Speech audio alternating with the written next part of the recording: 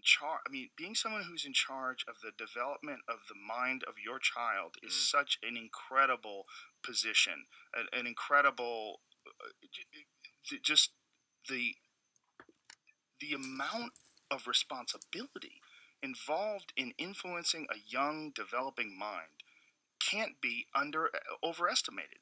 Do you have Can't be teachers that you remember overemphasized. from when you were a kid? I Yes, do. Like good ones. stand out. Yeah, Like yeah. like the sun in the sky. You can't Hmm. see, and you can't see any star. I can't see the other teachers in my head for the few good ones that I had.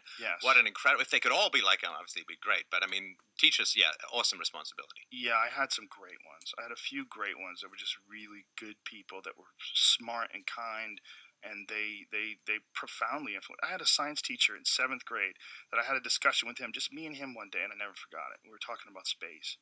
He was a really interesting guy.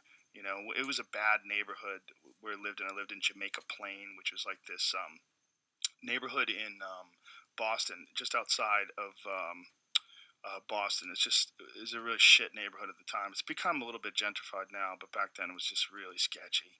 Very poor kids, and there was a kid that was in my class. I guess it was seventh grade, ninth is high school, is eighth grade, because it was right before high school. And this kid was 17 years old in the fucking eighth grade.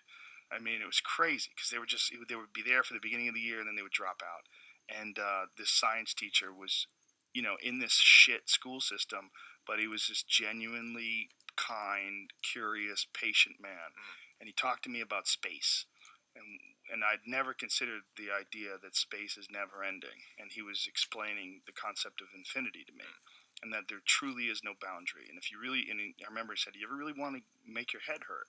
Just stare at the sky and try to wrap your head around the idea that it never ends." And we had this long conversation about it in between classes one day. Not even a long, 10 minutes maybe, but enough that I thought about that for years. To this day, I remember that guy.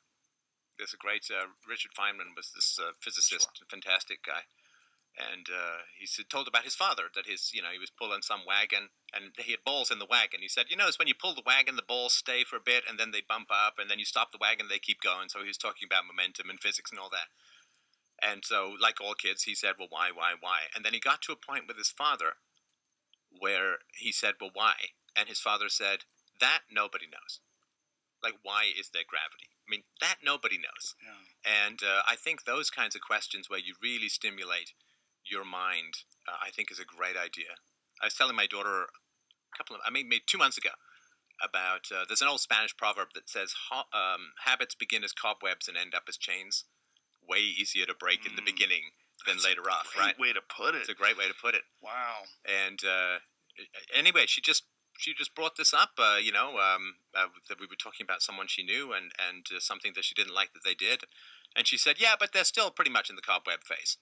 So they can probably still change it. And she's like, well, I didn't remember. She's like, oh yeah, the cobwebs and change things. Like that sunk in her, and she's like 5, and she can remember those things that can really take you through life and give you real clarity. I think that stuff is great. And I remember those people who gave me those important lessons as a kid. Yeah, that's a great statement.